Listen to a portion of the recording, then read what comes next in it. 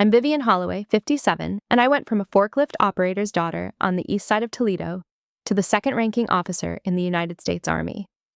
For 35 years, I paid my sister's debts, covered my mother's care, and sat silent while my own family introduced me as a chauffeur.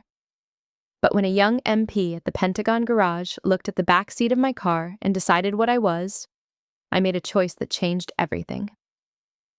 Have you ever been described wrong by someone you gave everything to? If so, tell me your story in the comments. You're not alone. Before I get into what happened, let me know where you're tuning in from. And if you've ever had to stand up for yourself after being wronged, hit that like button and subscribe. The summer I turned 16, my sister Joelle was crowned prom queen for the second year in a row, and my mother framed the photograph and hung it in the hallway where the crucifix used to be. That tells you most of what you need to know about the house I grew up in. We lived on the east side of Toledo, Ohio, in a brick 2-bedroom with a porch that sagged on the left and a kitchen that smelled like coffee and worry. My father, Gene, drove a forklift at a glass plant for 31 years. My mother, Ruth, kept the books at the parish school and kept score everywhere else. Joelle was 4 years older than me, and she was easy the way some people are just born easy. Teachers softened when she walked in. Boys carried her books without being asked. My mother used to say Joelle could sell sunshine in July, and she said it like it was a skill you could take to the bank. Me, I did my homework at the card table in the basement because the kitchen was usually full of Joelle's audience. I ran cross-country because it was free and quiet. I worked the fryer at a diner on Sylvania Avenue and saved everything in an envelope taped under my dresser drawer. I want to be fair to my family because fairness matters to me more than sympathy. They were not cruel people.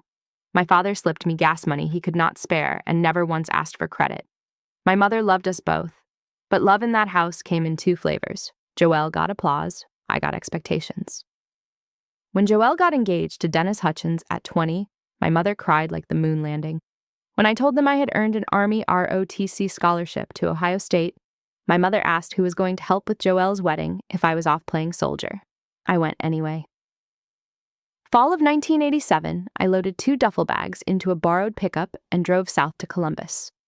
I loved it from the first morning. I loved the order of it, the fact that nobody cared whose sister I was, the fact that the standards were printed on paper and applied to everyone. You ran the same 2 miles whether your family framed your photograph or not. For a girl who had spent her whole childhood being graded on a curve she could never see, that was a kind of mercy. In the spring of 1991, I was commissioned as a 2nd lieutenant in the United States Army Military Police Corps. The ceremony was on a Saturday morning in Columbus. Nobody from my family came. It was the same weekend as Joelle's bridal shower, and my mother explained gently, like she was doing me a favor, that an oath only takes a minute, but a wedding only happens once.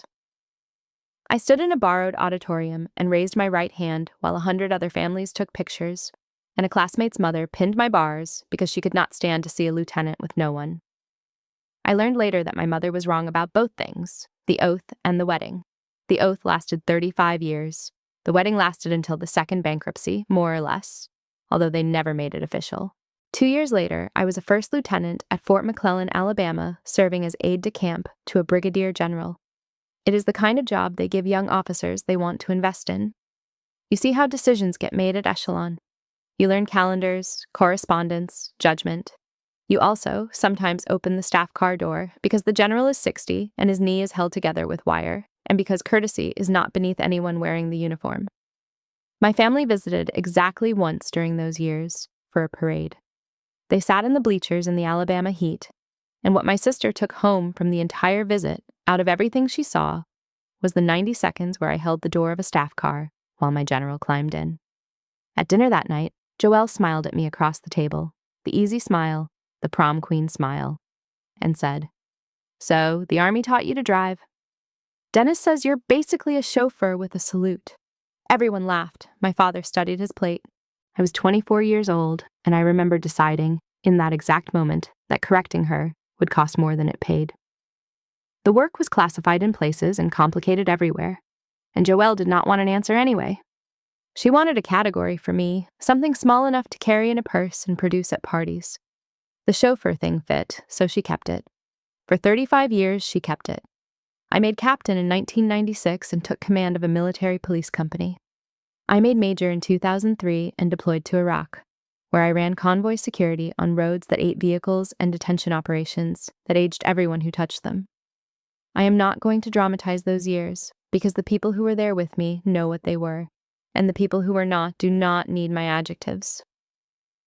I will only say that somewhere between Toledo and Baghdad, the work became my spine.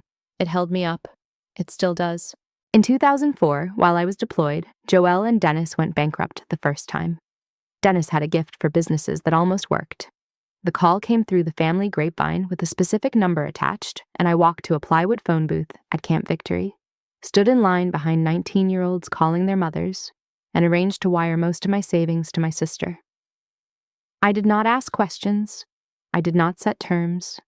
I told myself that this is what the steady one does, the one with the government paycheck and no kids and no mortgage. The money saved their house. No thank you card ever came.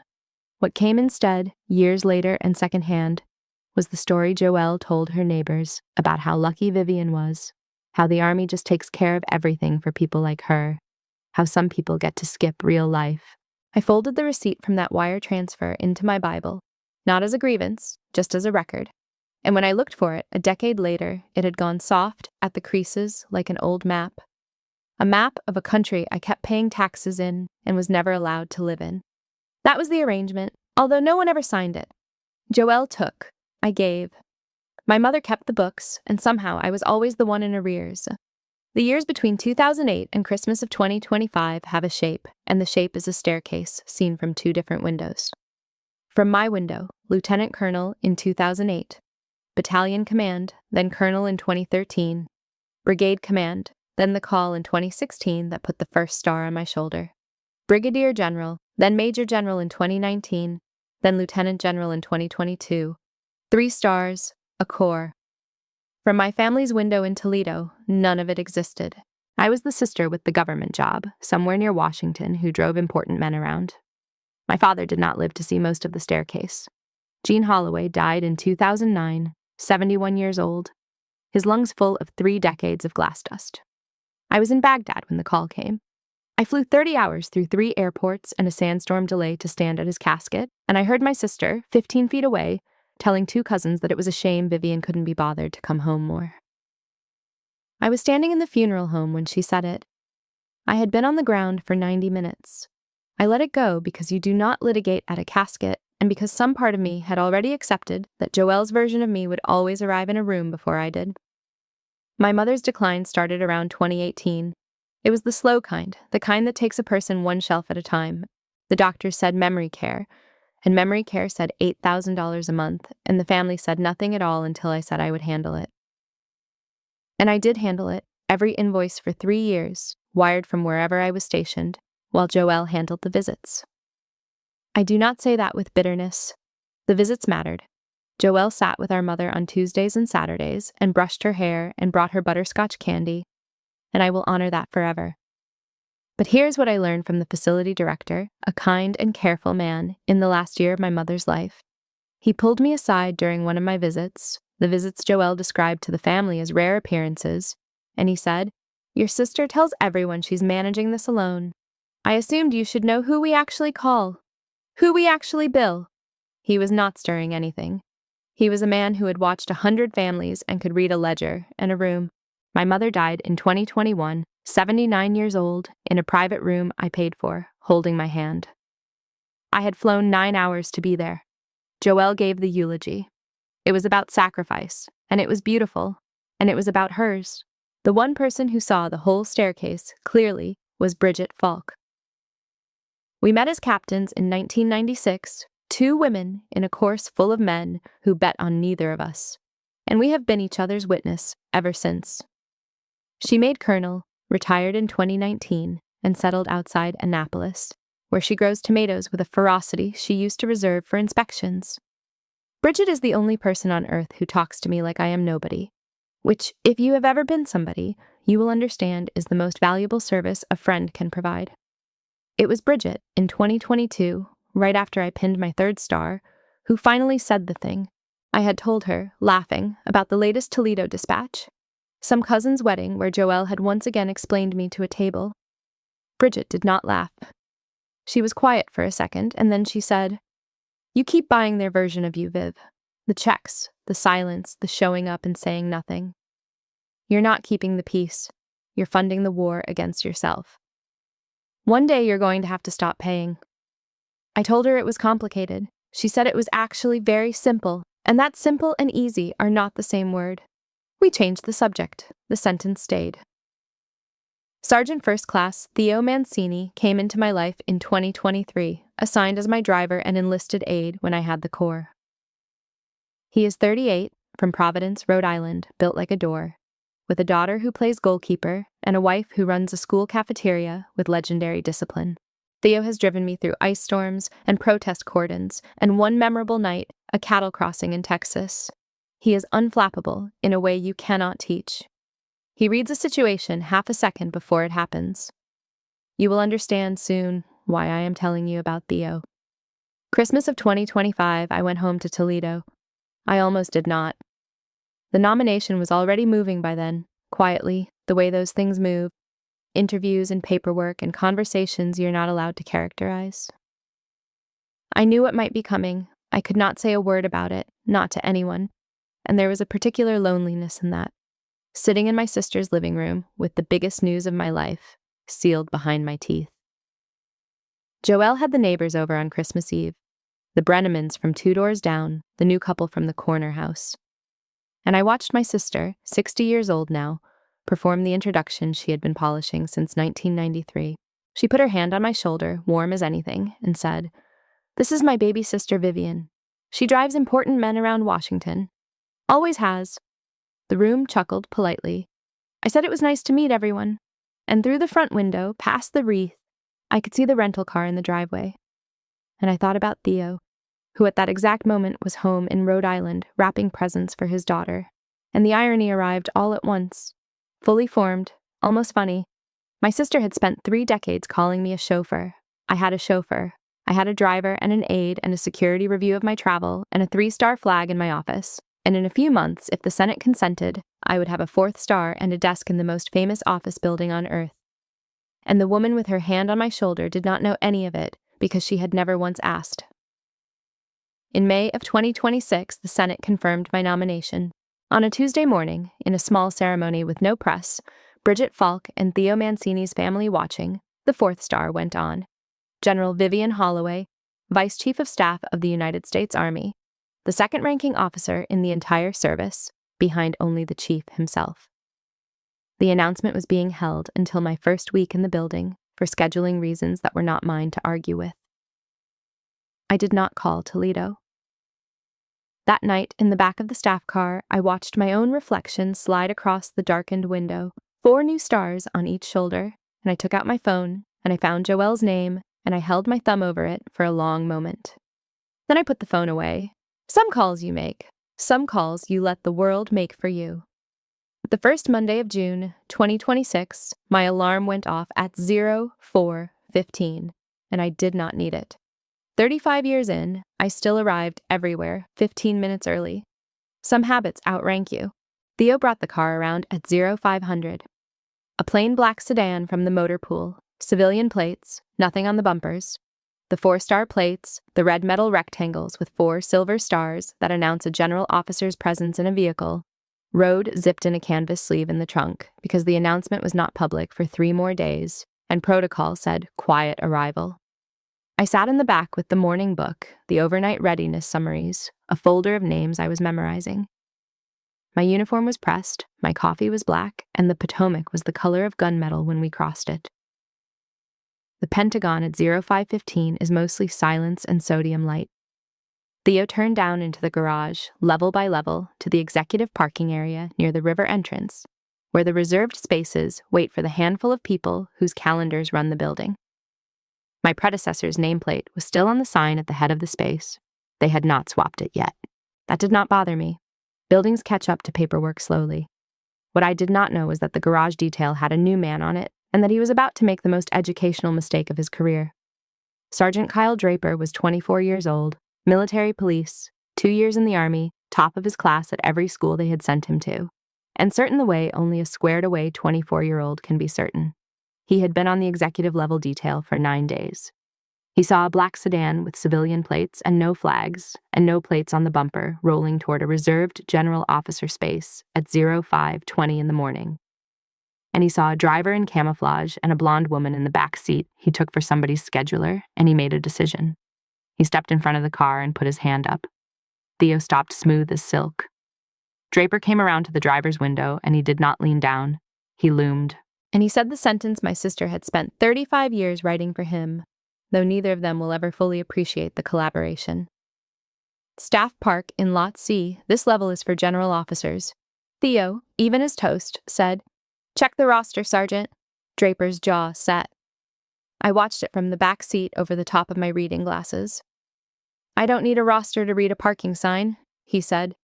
"Black sedan, civilian plates, no markings. Move it, now." I want to pause here and say something in the sergeant's defense, because this story gets told in the building now in a version where he is a fool, and that version is wrong. Kyle Draper was doing his job. The executive level of that garage is exactly the place where an alert MP should stop an unmarked vehicle. His failure was not vigilance. His failure was that he had already decided what I was by looking at the back seat, decided it from a haircut and a profile, and his tone had arrived ahead of his facts. The Army needs gate checkers who will stop a 4-star's car. It does not need gate checkers who decide rank by glancing through a window. There is a version of that morning where he says the same words as a question instead of a verdict, and this story never happens. But he said what he said, the way he said it. And I said nothing at all. Theo looked at me in the mirror. I gave him the smallest nod in the United States Army. He put the car in park. He stepped out, unhurried, a big man moving with total economy, and he walked back to the trunk while Draper said something sharp behind him that I could not hear through the glass. Theo opened the trunk, unzipped the canvas sleeve, and took out the front plate. Red metal, rectangular, 4 silver stars in a row, the kind of object that has no volume control. He carried it around to the front bumper, seated it in the bracket with a click I felt through the floor, and stepped back beside the fender, hands folded, eyes front, saying absolutely nothing, the way only a man who has rehearsed patience for 20 years can say it. I watched Sergeant Draper's face make the journey. The plate, the bracket, the stars, counted once, counted again, because surely not 4. The back seat, the plate again. The garage was so quiet I could hear the fluorescent lights. Then the radio on his shoulder crackled, and Major Simone Acker, the watch commander, who had been watching the executive-level cameras with her coffee halfway to her mouth, made the call that finished it. "Sergeant, stand down. That's the new vice chief." Boots came together somewhere to my left, then another pair. The whole detail, one by one down the level, coming to attention in the concrete hush. Theo opened my door. I stepped out and returned the salutes, Draper's last. He held his like the flag depended on it, eyes locked 18 inches over my shoulder, the blood gone out of his face. 24 years old, 2 years in, 9 days on the detail. I stood in front of him for a moment, and I kept my voice low, because the lesson was for him and not for the garage. "Sergeant," I said, "you stopped the right car the wrong way. Keep stopping every car. Fix the tone." Then I walked toward the executive doors, with my morning book under my arm, past the red plate shining under the lights, and behind me I heard Major Acker arrive at a fast walk and the first syllables of a conversation Sergeant Draper would be having for the rest of his week. In the elevator, alone, I caught my reflection again, the way I had in the staff car window the night the 4th star went on. And the strangest thing happened. The victory, if that is what it was, tasted familiar in a way I did not enjoy. Another room I had to be announced into. Another person who had looked straight at me and seen the help. The sergeant had needed a red plate and a radio call. My sister had been standing closer than he ever got for 35 years, and no plate had ever been big enough. Somewhere around the 3rd floor, I realized I was not thinking about Draper at all. I was thinking about a Christmas Eve living room in Toledo and a warm hand on my shoulder, and a sentence with 35 years of polish on it. She drives important men around Washington, always has. The doors opened, the building took me. The week the world found out was 3 days away. The announcement went public on Thursday morning. By Thursday at lunch, the garage story had traveled the building's bloodstream the way only a good story can, through the cafeterias and the corridor intersections and the secure phones that are absolutely not supposed to be used for gossip. I heard 4 versions of it before the end of the week. In one of them, I delivered a speech. In another, Theo threw the plate onto the bracket like a gauntlet. The truth needed no decoration, but buildings decorate. Major Acker came to see me Friday, formal as a court summons, to offer the paperwork. A counseling statement for Sergeant Draper at minimum, she said. Possibly more, the tone alone, ma'am. And to a vehicle on the protected roster. She was not wrong by the book. I asked her to leave the book closed and bring me his file instead. The file was better than good. Distinguished honor graduate at his military police school. A perfect physical fitness score, which at 24 I had also possessed and have since donated to history. 2 years of spotless conduct, a letter from a battalion commander calling him the most squared-away soldier in the formation. There was nothing in that folder but a young man who had decided the army was the first fair thing he had ever found and had given it everything he had. I knew that soldier. I had been that soldier, minus the certainty. I told Acker I would handle it personally, and I watched relief and curiosity have a brief firefight on her face before professionalism won. Toledo found out the same Thursday everyone else did. The local station ran it at 6 with a graphic they must have built in an hour, my official photo beside the words, Toledo's own to serve as Army's number 2. I know how it landed because my cousin Patrice texted me a video of her television, and because the algorithm spent the next week showing me my own face above comment sections, I had the discipline not to read.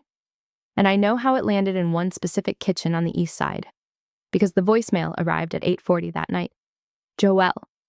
Bright, breathless, pitched for an audience that was not technically present. Vivian. Viv. We just saw the news. Oh my God. Why didn't you tell us? We are so proud. The whole neighborhood is talking about it. We should do a party, a real one, the parish hall maybe. Call me back. Okay, we love you. Call me back. I listened to it twice that night, standing at the kitchen counter of a rented townhouse full of unopened boxes. I am a careful listener. It is most of my job. And so I can report with professional confidence that the voicemail contained pride, logistics, and choreography, and did not contain, anywhere, in any syllable, an apology. Not for the commissioning weekend, not for the funeral, not for 35 years of the chauffeur introduction. The story had simply been swapped out, one version retired, and the next one already in production, my sister the night manager of my biography, working the new shift. I called Bridget instead. She picked up on the second ring, and she did not say congratulations, because she had already said it in May at the ceremony, with her hand on my shoulder and her eyes wet, and Bridget does not repeat herself. What she said was, "You got the voicemail, didn't you?" I said I had. She said, "Play me for it." I did. There was a silence on the line, the good kind, the kind with 40 years of friendship in it. Then she said, "All right, say it out loud." What did the chauffeur pay for? I knew what she was doing. She made me do it anyway, and I am glad she did, because I had never once run the total. I stood in my kitchen with my coffee going cold, and I said it like a witness reading into the record. Their house in 2004, their house again in 2012, after Dennis's second business folded, the wire transfer I sent from Kabul, this time instead of Baghdad. My mother's facility, $8,000 a month, 3 years and 2 months every invoice. The flights home for every crisis that turned out to be a performance with a crisis attached. And the silence. 35 years of sitting in living rooms in 3 different decades, being introduced as the family's amusing little error, and saying nothing, and writing the next check anyway. I had been buying a version of myself I did not even like, and the price had been compounding since 1993. Bridget let the total sit there between us. Then she said the second sentence, the one she had been holding since 2022. So stop paying, and this time I did not say it was complicated. Monday of my second week, a facilities crew came through the garage and took my predecessor's nameplate off the parking sign and put mine up. One of the crew, not knowing whose ear it would reach, asked his partner what they did with the old plates. The partner said they get tossed. I asked the garage manager to send the old nameplate up to my office instead, and it lives in my desk drawer to this day. People assume it is sentiment. It is not sentiment. It is a receipt. Everything in that drawer is a receipt. It reminds me that buildings move on in an afternoon, and the only history that survives is the history somebody chooses to keep. I should tell you what the job itself felt like in those first weeks, because the job is part of this story too. The chief welcomed me with a handshake and a binder the size of a cinder block, and the sentence every vice chief hears on day one. You run the building, I'll run the Army and we'll trade on Thursdays. The days started at 05:30 and ended when the last secure call ended. Readiness numbers, budget posture, modernization timelines. The quiet, unglamorous arithmetic that decides whether soldiers somewhere get the parts and the training and the housing they were promised. I had spent 35 years learning that the Army runs on sergeants and spreadsheets, in that order, and now I sat at the desk where the spreadsheets came to be believed or not believed. It was the best job I have ever had. It was also the first job I ever held, where nobody, not once in any meeting, asked me to justify being in the room. I noticed the absence the way you notice a tooth that has stopped aching. 35 years of low-grade pain, gone, and the quiet where it used to be was almost a sound itself. That week, I made 2 decisions, and the rest of the story is what those 2 decisions did. The first decision wore camouflage. I had Sergeant Draper report to my office on a Wednesday at 0700, and I will tell you exactly how he arrived. Pressed, polished, and prepared to be destroyed. He stood at attention in front of my desk like a man at his own court-martial. Eyes front, jaw tight, a 24-year-old who had spent 9 days waiting for the ceiling to fall on him and had decided to take it standing up. There was a kind of integrity even in how he braced. I told him to sit down and drink the coffee. There were 2 cups. That confused him more than a firing squad would have. His file was open on my desk and I let him see me close it. Then I told him a story about a first lieutenant at Fort McClellan in 1993, who held a car door for a brigadier general while her family watched from the bleachers, and what her sister said at dinner, and how long a sentence like that can live if you feed it. He did not know what to do with the story, which was fine. I had not known what to do with it either for 35 years. Then I gave it to him straight, because straight is the only dialect soldiers actually trust. Sergeant, you made 2 judgments out there. The first one, stop the unmarked car on the executive level, was correct, and if you ever stop making it, I will hear about it and be disappointed. The second one, deciding from a haircut and a back seat who deserved your courtesy, was wrong, and it is the kind of wrong that does not show up in a file. It shows up in who gets spoken to like a person and who gets spoken to like a problem. The Army needs gate checkers who stop 4 stars. It does not need gate checkers who decide rank by looking through a window. He took it the way his file said he would, which is to say, he took all of it. No excuses, no sour sandwiches, just a young man absorbing a round he knew he had earned. Then I gave him the sentence I had decided on instead of paperwork. 30 days. Learn the protected arrivals roster cold, every vehicle, every variance, every flag. And then you brief it, personally, to every new member of the detail, because the man who made the mistake teaches it best. He looked up from the coffee for the first time. Yes, ma'am, that was all. It was enough. The second decision happened on a Sunday on my own kitchen phone with no uniform on at all.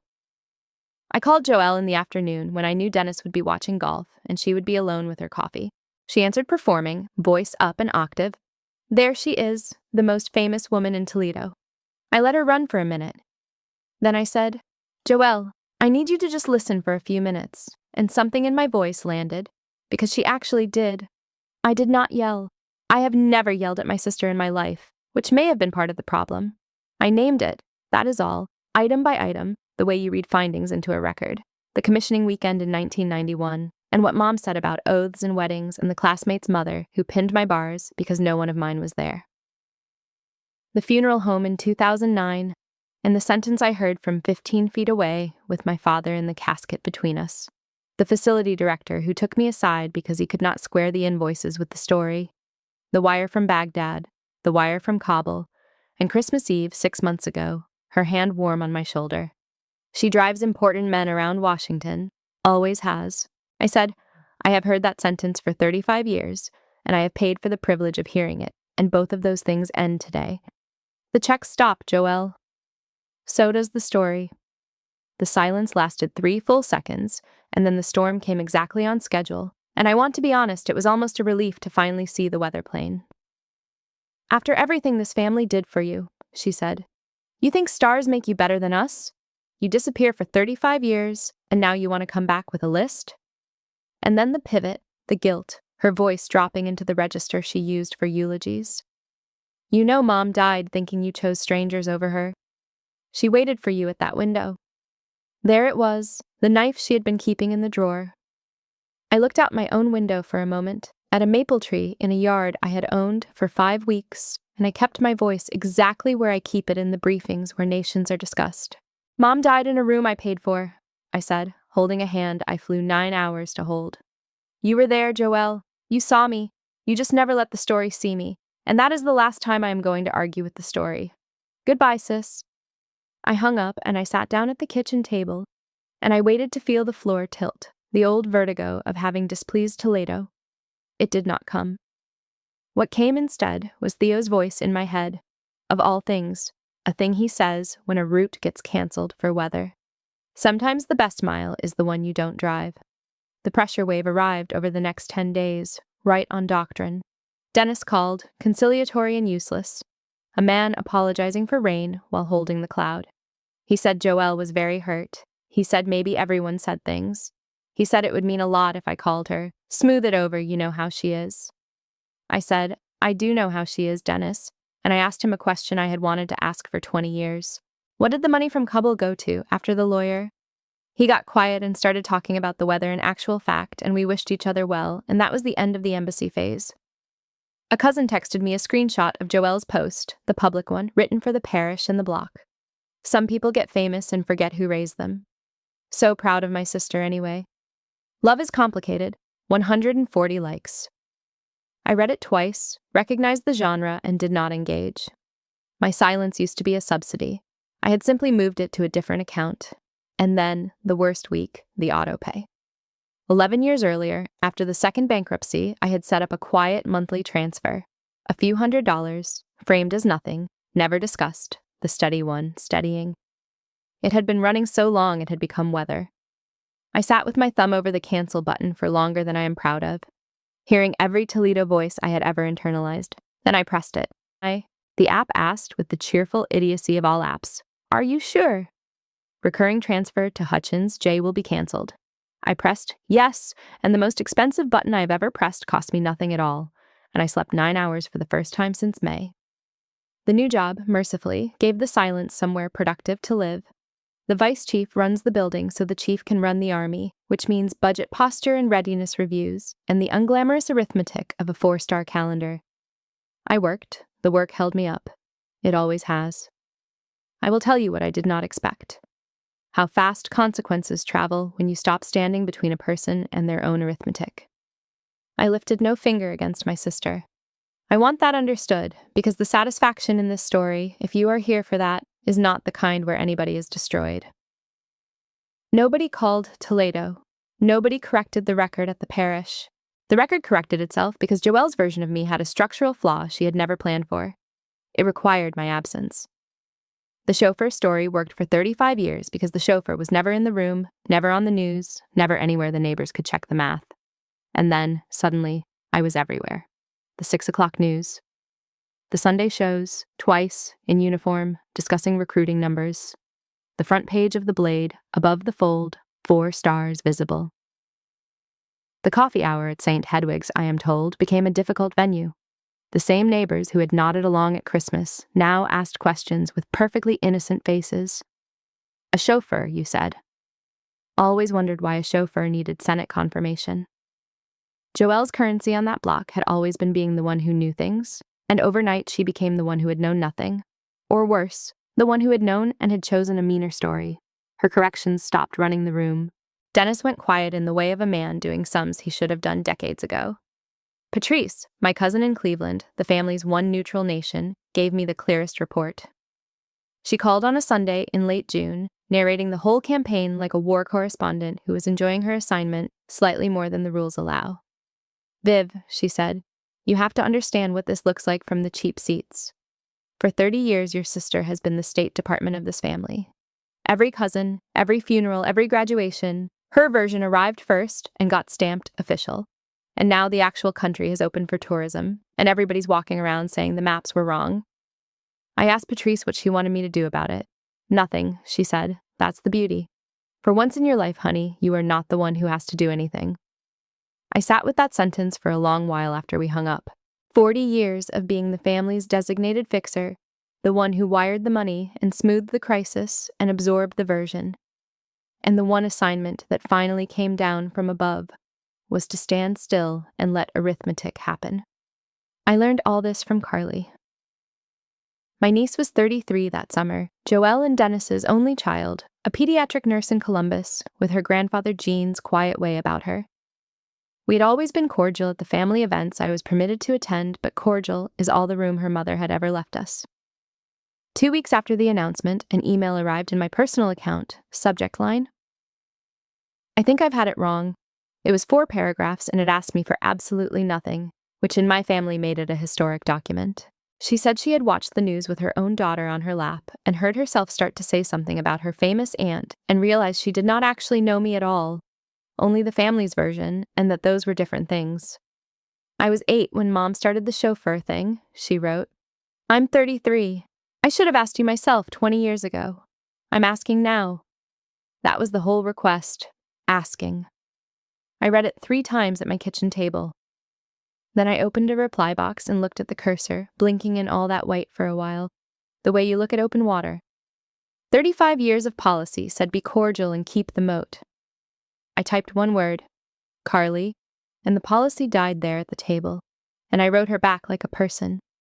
Draper's 30 days, meanwhile, concluded ahead of schedule. Acker mentioned it in passing one morning, with the studied casualness people use when they're pleased and do not want to be caught at it.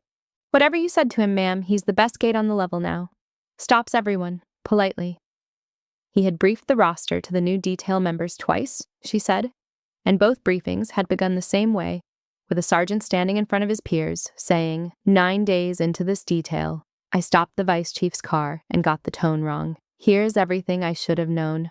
I filed that where I keep the wins that matter, which is nowhere anyone can see. As for Joelle, her calls had stopped, and the silence from Toledo weighed less than the performances ever had. That is the thing nobody tells you about boundaries. Everyone warns you about the loneliness. Nobody mentions the quiet. Carly came to Washington on a Friday in the middle of June. She had a conference in Baltimore, she said, which may even have been true. And could she take me to lunch? And I said yes. And then I did something I had never once done for anyone in my family. I put her on the visitor list and brought her to where I work. I want you to picture it, because I made a point of watching it happen. A pediatric nurse from Columbus, Ohio, standing in the largest office building on earth with a visitor badge clipped to her cardigan, watching colonels, full colonels with combat patches and graying temples, step aside in the corridor and greet her aunt by name. Watching a 3-star wave through a doorway. Watching the security detail fall in behind us at the escalator without a word being spoken. Carly did not say anything for about 4 minutes, which for a Hutchins is a geological era. Then she said quietly, "Not to me. Almost to the building. I cannot believe nobody ever asked you a single question at Thanksgiving. We ate in the cafeteria, by my choice. No ceremony, no flags, just trays, because I wanted her to have the true version, which is that most of this life is fluorescent lights and paperwork and cold coffee, the same as hers, and the stars just mean the paperwork can move divisions." We talked for 2 hours. We talked about her grandmother, and I gave her the honest version of that too. Both halves. That Joelle had sat with our mother every Tuesday and Saturday for 3 years, brushed her hair, brought her butterscotch, and that this was real, and it counted forever. And that I had paid for the room and flown through the night and been written out of the story anyway, and that this was also real. Carly listened the way her grandfather used to listen, with her whole stillness. Then she said, "Both things are true, aren't they?" That's the part nobody in our family could ever hold. Both things. My niece is smarter than her whole generation of us. Before she left for her train, Carly asked me one more thing. Standing by the metro entrance with her badge already surrendered, she asked whether I hated her mother. I gave her the true answer, because she had earned the true answer. "No," I said. "I spent some years being angry, and anger and hate live on different streets. Your mother was handed a scorekeeping house, and she learned to keep score. I was handed the same house, and I learned to leave. Neither of us picked the house, Carly. We only picked what we did about it." She nodded slowly, filing it the way nurses file things, and then she hugged me, quick and fierce, the first family hug in years that did not have an audience or an agenda, and she was gone down the escalator before either of us could make it a moment. The letter came 3 weeks later. 4 pages, handwritten, in the looping script I knew from 35 years of birthday cards that had arrived on time approximately twice. I knew Carly had been to Toledo. I knew the two of them had talked for 6 hours on a porch. I do not know what was said, and I have never asked because whatever it cost, it was paid where I could not see it, and some debts should be allowed their privacy. It was not a perfect letter. I want to be honest about that because this is not a story where a sister becomes a different person in 4 pages. There were paragraphs that flinched, sentences where the old reflex reached for context and almost made it. But on the 3rd page, there was this, and I have it nearly by heart. You asked me once, years ago, why I always told people the driving thing, and I laughed and changed the subject. The truth is, I remember the exact day it started. The parade in Alabama. You opened that car door in your uniform, and every person in those bleachers was looking at you. And Mom said, "Look at our Vivian." And it was the first time in my life I understood that I was the one in the bleachers. It was easier to make you small than to ask why I felt small standing next to you. I have been telling that story for 35 years, Viv. I don't want to be buried still telling it. I read it twice and put it in the drawer beside the old nameplate, the drawer where receipts live. And then I took it back out because Bridget's voice in my head observed that a receipt is a record of a transaction that is finished, and this one might not be. I wrote back. 1 page. I am not a 4-page writer. The Army beat the adjectives out of me decades ago. I told her the letter mattered and that I believed it. And then I set the terms, because love without terms is how we got here. No money, I wrote. Not ever again. That part of us is closed. No audiences. If you want to know me, ask me. Not the neighbors, not the parish, not the comment section, and no versions. The first time I hear myself described as anything other than your sister who serves, we go back to silence, and I have learned to live in silence and you have not. Honesty or distance, Joelle? Both are acceptable. Only one of them is warm. She called 9 days later. It was a careful call, 10 minutes, 2 long silences, both of us walking on a bridge neither of us trusted. She asked what my job actually was, the actual question, 57 years into being my sister, and I told her in plain words, and she said, "That's the whole Army?" And I said, "The day-to-day of it, more or less." The chief and I split the load. And there was a pause, and then Joelle laughed, the real laugh, the one from before Dennis and the bankruptcies and the version, the one I had not heard since the 1980s, and she said, "God, Viv, and to think I told the Brennemans you drive a town car. It was not absolution, it was an opening. You learn the difference at the gates." While my family was conducting its first honest diplomacy in decades, the building was planning a ceremony. A full honors arrival ceremony, they call it, the official welcome for a new vice chief. Parade field by the river, the old guard in dress blues, the army band, herald trumpets, colors, cannon, the works. I had stood through 100 of these for other people. I knew the sequence the way Theo knows the routes. June 5th was the date, and a protocol officer with a binder full of tabs asked me for my personal guest list, and I gave her a short one. Bridget Falk, Theo's wife and daughter, Patrice from Cleveland, and 3 chairs under the family awning for Toledo. Carly confirmed within the hour for herself and her father. Dennis, to his small credit, had been making his own quiet repairs since the embassy phase, mostly by asking me football questions on the phone, like a man relearning a language. Joelle's invitation sat in the read column for 9 days. 9. I checked, because I am human, and I want this story to stay honest. Sergeant Draper, I learned that same week, had put his name in for the ceremonial cordon, the detail that lines the route where the official party passes, and Major Acker had endorsed it with one sentence I was never supposed to see. This NCO requests the post of honor for reasons the command fully understands. The symmetry was lost on no one. The man who stopped the car would present arms as it passed. The night before the ceremony, June 4th, I was alone in my house with the uniform on its stand. Army green, the good one, every ribbon checked twice. 4 silver stars on each shoulder, catching the lamplight. 35 years of mornings hung on that stand. I was not nervous about the ceremony. I have walked in front of soldiers most of my life. I was nervous about a folding chair. I did an inventory that night, the way you do before the big mornings, not of the uniform, of the years. The girl at the card table in the basement, doing algebra under a bare bulb while the kitchen laughed upstairs. The lieutenant in the borrowed auditorium with a stranger's mother pinning her bars. The major in the plywood phone booth at Camp Victory, wiring her savings home to people who would describe her as lucky. The colonel on the long flight from Baghdad, rehearsing what to say at a casket and arriving to hear it, had already been said about her. Every one of those women had been told, in one dialect or another, to park in Lot C. Every one of them had quietly believed, somewhere under the uniform, that the reserved spaces were for other people. I sat with each of them for a minute that night, the whole chain of us, and I thanked them for driving anyway. Bridget texted at 10. She has a sense for these things, always has. 1 chair, she wrote. Don't pretend you're not counting it. I wrote back, I'm counting it. She wrote, good. Counting it is allowed. Begging for it isn't. Sleep. I had commanded a corps. I had signed orders that moved 10,000 soldiers across an ocean. I could not order one sister into 1 chair, and I lay awake knowing it, and there was something almost comforting in the knowledge, because it meant the chair, if it filled, would fill for free. The porch light was still on past midnight. I know because I was up to see it.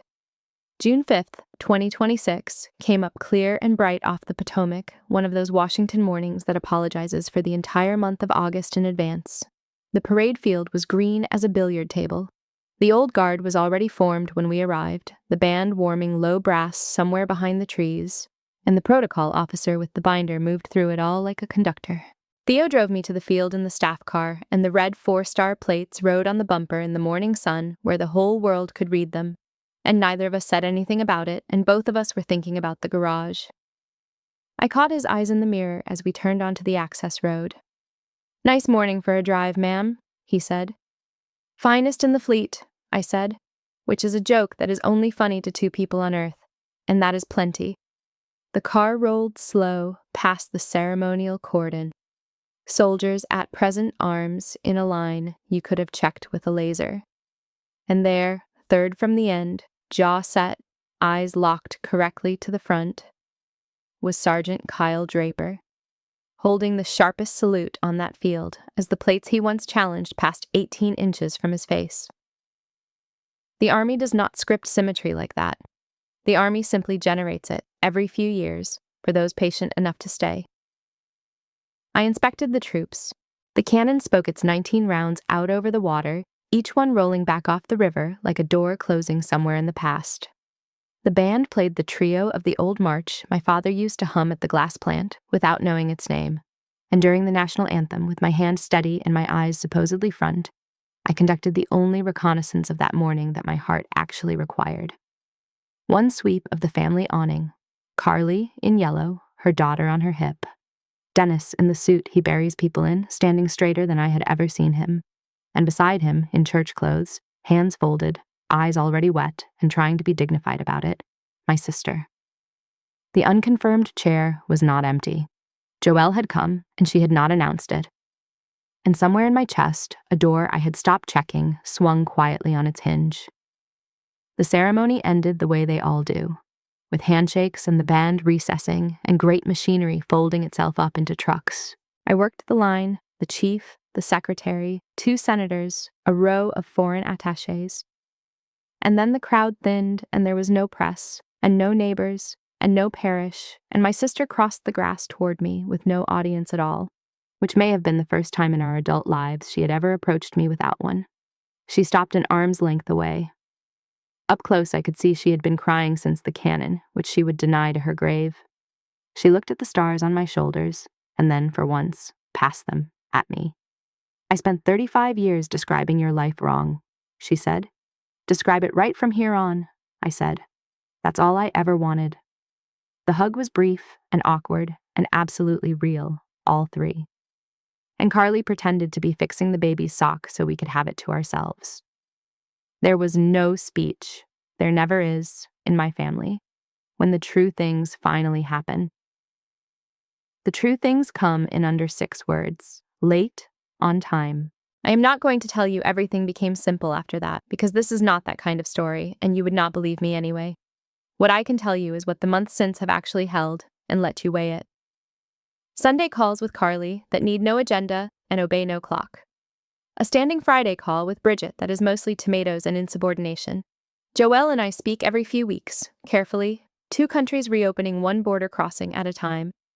And at a cousin's graduation party in August, I'm told, somebody's new boyfriend asked Joelle what her sister did, and she said, She's the Vice Chief of Staff of the Army. And then, after a pause that witnesses describe as effortful, she added nothing at all. No version, no footnote. Growth is mostly subtraction. Theo taught my goddaughter to parallel park in the staff car in an empty commissary lot. Engine off, while I drank coffee on the bumper directly above the 4 stars and supervised nothing. Sergeant Draper's name came out on the promotion list for Staff Sergeant in September, and the day it posted, he sent me, through Acker, through channels, like a proper soldier, a single index card. It said, "Still stopping every car, ma'am. It is in the drawer with the nameplate and the letter. The drawer is getting full. I have stopped needing to open it, which I believe was always the point of a drawer like that." And most mornings, at 05:15, on the executive level of the Pentagon garage, a big quiet man from Providence takes a red metal plate with 4 silver stars out of a canvas sleeve and seats it in a bumper bracket with a click, and nobody anywhere blinks, because it is routine now, the most ordinary, extraordinary thing in the building. Some mornings I watch him do it and think about how loud that little piece of metal was the first time, and how silent respect becomes once it is simply assumed, and how the entire distance between those 2 mornings is the distance I spent 35 years trying to cross with checks and silence when the only road that ever went there was the truth, told plainly at the cost of 1 terrible phone call. So here's what I want to leave you with. From one stranger to another, speaking now as a woman and not a rank. Somebody in your life has probably written a version of you. Most of us have a Joelle, and some of us have been one. The version usually starts small, a joke at a dinner table, a label that fits in a purse, and it survives on 2 payments, your money or your silence, and usually both. I funded mine for 35 years, and I can tell you the exact return on that investment. The story got stronger, and I got smaller, and the people telling it never once felt the weight of what it cost because I carried all of it. You cannot make anyone describe your life right. I had 4 stars, a security detail, and the second-ranking desk in the United States Army, and not 1 ounce of that could order a sister into a chair or an apology into a voicemail.